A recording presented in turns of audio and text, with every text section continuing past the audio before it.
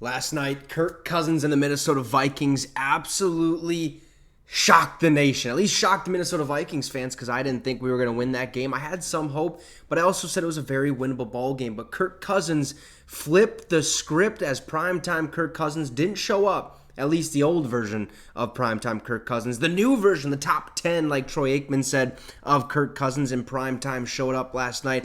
Absolutely cerebral out there. It was fantastic to watch. It was fun to watch. Even without Justin Jefferson, Kirk Cousins was able to move the rock down the field, dinks and dunks, and just looked spectacular. Okay, looked like he was flowing, looked like he was moving and grooving. And that's exactly what we need going forward the rest of the season. That's what we needed to start the season, and it finally just showed up, and I hope it stays around because Kirk Cousins was fantastic. And Kevin O'Connell talked about this. We're going to dive into what happened last night and why Kirk Cousins flipped the script, or how he flipped the script, and what to expect going forward this season. So this article basically starts out that says, by Kevin O'Connell, Kirk Cousins was fantastic tonight in critical moments time after time, progressing, seeing the whole field, and absolutely dialed in every phase of our game plan.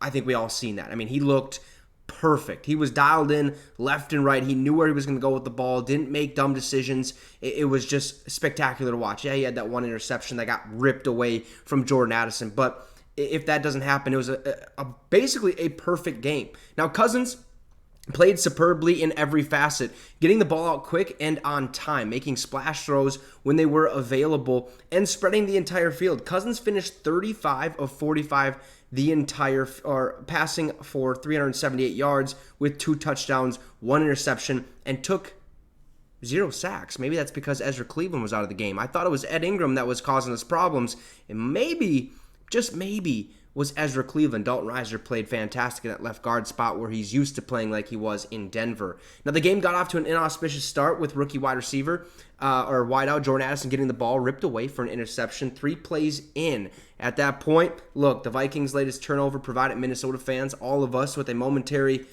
here we go again. I think we all thought that. We're like, of course, this is just typical Vikings football this season. We got to roll with it. But that didn't last. We all know what happened, right?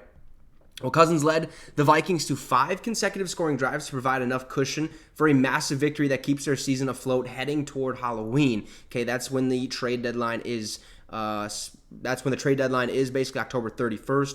Now, the quarterback said how the team responded to the early adversity spoke volumes. This is what Kirk Cousins said. Yeah, this game is going to punch you in the gut, and you're going to have things that don't go your way. That turnover was tough, and you have to play through it. Play through the smoke, as my college coach used to say. So we were able to do that tonight, and clearly the way Jordan Addison responded, he had a couple tough catches in traffic. The one very easily could have been an interception, and the other one, the safety was driving. You could tell he made a decision that that's not happening again, and it reflected in the way he played. He's talking about, that first interception, Charvarius Ward ripped it away from Addison. That second time, though, Addison said, give me that ball, and ripped it away from Charvarius Ward and housed it for 60 yards. That was awesome.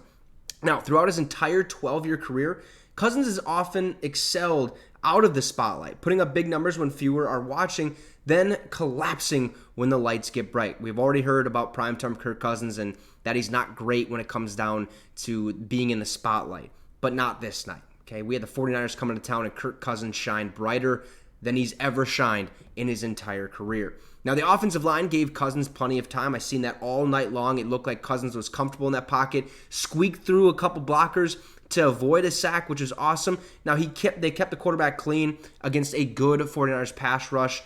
The Niners sacked Cousins 0 times, despite the quarterback taking 45 dropbacks. Okay, when he was pressured, the veteran navigated it like a seasoned sea captain, sliding to avoid oncoming waves and making good decisions. Talking about that one where he should have gotten sacked, I thought he was. He somehow squeaked through, made a pass downfield. It was awesome to watch. Great ball play. Now, unlike times in the past when the pressure has rattled Cousins, the signal caller found an outlet Monday night. Per Next Gen Stats, Cousins went 15 of 17 for 244 yards with a touchdown, 14.1 yards per attempt, and a 138.4 passer rating, and a 33.8 plus completion percentage over expected under pressure. Now, here's what Christian Darrisaw had to say. We have a great quarterback there, and we know we just have to give him a little bit of time. He's going to make the play, but when pressure does get on him, he doesn't back off. He doesn't fold or flinch. he's going to make a play. I think we've seen that the last couple seasons. At least you've seen it on Quarterback, that Netflix series where Kirk Cousins took a shot to the ribs. He was banged up the entire season, or the last half of the season, with that rib injury, but he's still fighting through it regardless of taking sacks or not. He was going to try to find a way to make a play and get the ball moving downfield. That's who Cousins is. He's a game changer. He's a game manager. He's flawless right now. He's had an incredible season. The ball just hasn't fallen our way because of the turnover differential, which we won last night, and that's basically why we won the game, because we won that turnover differential. Now, a little fun fact, okay? Cousins became the 5th quarterback in NFL history to have 50 career games with 300-plus passing yards in the player's first 12 seasons. He joins Drew Brees, Matt Ryan, Hall of Famer Peyton Manning, and Hall of Famer Kurt Warner, okay? And, he's the only quarterback with multiple 350-yard passing games in 2023 with 3 of them, okay? Think about that for a second. We're 3-4. Going into this game, we were 2-4. Hopes were lost. We're talking about tanking for Caleb Williams, getting Kirk Cousins out of the building. However, Kirk Cousins has been balling. Straight up balling. And if we lose last night, then guess what? We probably are looking to move on from Cousins, even though he does have a no-trade clause that he's not going to waive, just because I think he wants to finish the season out and see where it goes from there, especially if we have contract talks in March.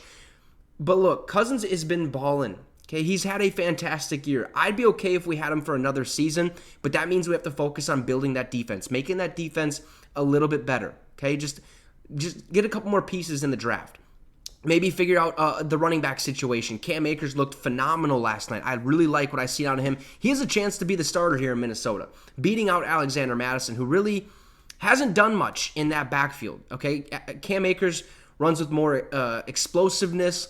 He has more, awareness almost. It just looks like he has more get up and go than Alexander Mattison. But Cousins completely flipped the script last night on Monday Night Football Primetime. Under the lights, when Cousins, basically hides under the covers and hopes the boogeyman doesn't get him, he shined the brightest, stood tall, and said, "Come get me, because I'm going to win this ball game." And that's exactly what happened. The Vikings beat the Niners 22-17, and Kirk Cousins is all the way back, and I'm all for it. Let me know your thoughts in the comments section below. Drop a like and subscribe to the channel. It'd be much appreciated. Also, become a channel member today by hitting that join down below. It'd be much appreciated. You get all kinds of perks and stuff involved with that, so make sure to become a Vikings Syndicate member. Have a great rest of your night, folks, and Skol Vikes.